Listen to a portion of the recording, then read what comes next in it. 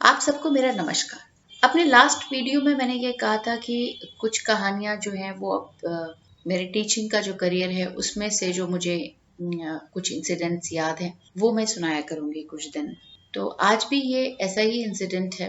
3-4 साल पहले की घटना है ये। और इस घटना में एक विनर और एक लूजर, कैसे एक विनर बनता है और विनर की क्या पहचान होती है। अब विनर कोई पैदा होते ही कोई विनर नहीं हो जाता और ना कोई लूजर हो जाता है।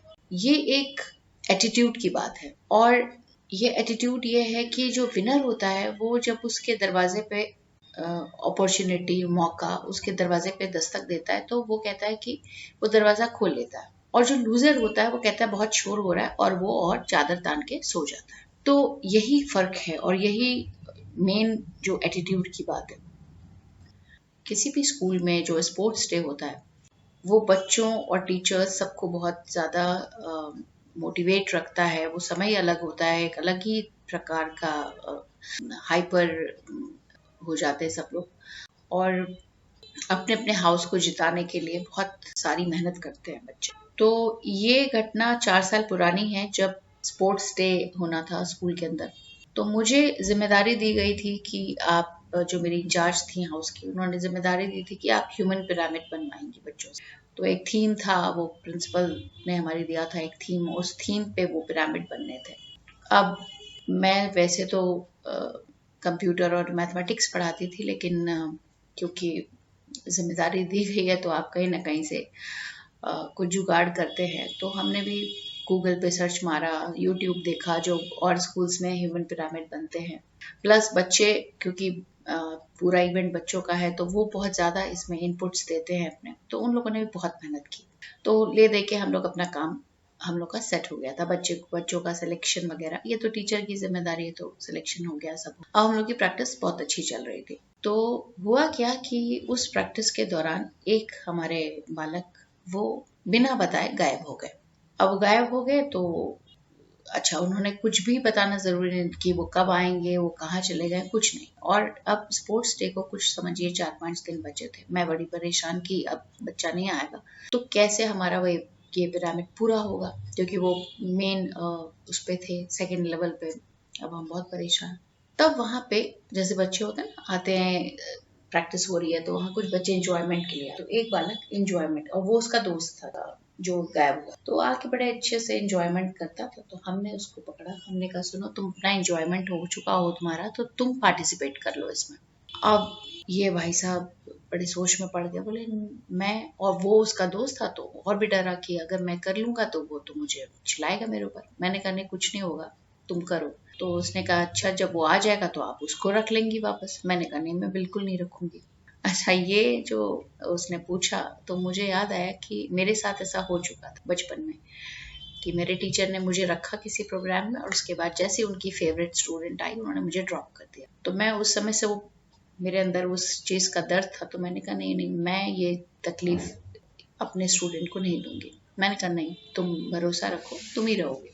तो फिर खैर इन्होंने पार्टिसिपेट किया और जब स्पोर्ट्स डे था तो हमारा जो पिरामिड था उसको सेकंड प्राइज मिला स्पोर्ट्स डे में। अच्छा, और जब ये हुआ, जब मैं उनको मोटिवेट कर रही थी कि भाई तुम ले लो, पार्टिसिपेट करो, तो मेरे मुंह से एक बात निकल गई। कहते हैं ना, कभी कभी सरस्वती आपके वाणी पे आती है, तो इसीलिए कहा जाता है कि जब बोलिए तो बहुत समझ, अच्छा बोलेंगे तो बहुत अच्छी बात है, लेकिन कभी खराब निकल जाता है ना, तो वो भी सरस्वती तथास्तु कर देती है। तो मेरे मुंह से उस समय ये निकल गया कि तुम इसमें पार्टिसिपेट करो, क्या पता तुम कल इस हाउस के कैप्टन बन जाओ। अब उस समय मेरी वाणी पे तथास्तु हो गया था। उसके 2 साल बाद जब वो क्लास 11th में आया तो फिर से कैप्टन्स चुने जाने थे हर हाउस के। तो ये आए और हमसे बोले कि मैम हम पार्टिसिपेट कर रहे हैं। बहुत अच्छी बात है, हमने अपना, और ऐसा हुआ कि ये कैप्टन बन भी गया। अब जब ये कैप्टन बन गया तो फिर स्पोर्ट्स डे जब हुआ इनके कैप्टनसी में, तो उस साल जो हाउस था उसने इनकी कैप्टनसी में, इनकी टीम की जो एक लीडरशिप थी, सबको साथ में लेके, क्योंकि एक कैप्टन का सबसे इम्पोर्टेंट ये होता है कि उसको अपने ईगो को साइड में रखना चाहिए। जो मैंने ऑब्जर्व किया, एज अ टीम अगर आप लीडर हैं तो आपको अगर टीम से अपना 200% इनपुट लेना है तो कहीं ना कहीं आपको अपनी ईगो को साइड में रखे और plus you should be hands on. मतलब हैंड्स ऑन का मतलब है कि आप सिर्फ इंस्ट्रक्शन मत दीजिए, आपको अपने हाथ गंदे करने पड़ेंगे, उसमें खुद इन्वॉल्व होना पड़ेगा, तभी आपकी टीम भी वैसा वर्क करती है। और ये चीज जो बालक है इसके अंदर मैंने देखी कि he was always on his toes. तो ये चीज इनके जो टीम थी पूरी, उसने बहुत इनको सपोर्ट किया। और जो इनका वाइस कैप्टन था, मैं उसकी भी बहुत तारीफ करती हूँ, वो भी बहुत अच्छा लड़का, और वो दोनों ने मिलके बहुत अच्छा टीम को संभाला। तो जब ये स्पोर्ट्स डे हुआ तो यही हाउस जो कि पिछली बार सेकंड था, इस बार इस हाउस को शील्ड मिली।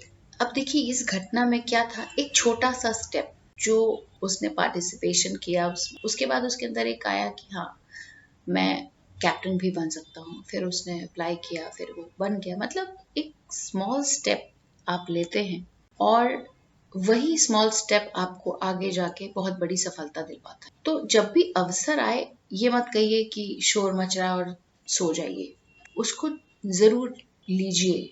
ये छोटे छोटे जो चीजें हैं यही आपको बहुत बड़ी सफलता देती है। और कॉन्फिडेंस सबसे इम्पोर्टेंट स्कूल लाइफ में क्या है, आपके अंदर कॉन्फिडेंस आना चाहिए। क्योंकि जो आप स्कूल लाइफ में करते हैं, भले ही आप उसको सोचते हो या और लोग सोचते हो कि ये फालतू की चीजें हैं, लेकिन यही फालतू की चीजें आपको बहुत आगे तक बहुत इम्पोर्टेंट है आपकी लाइफ में।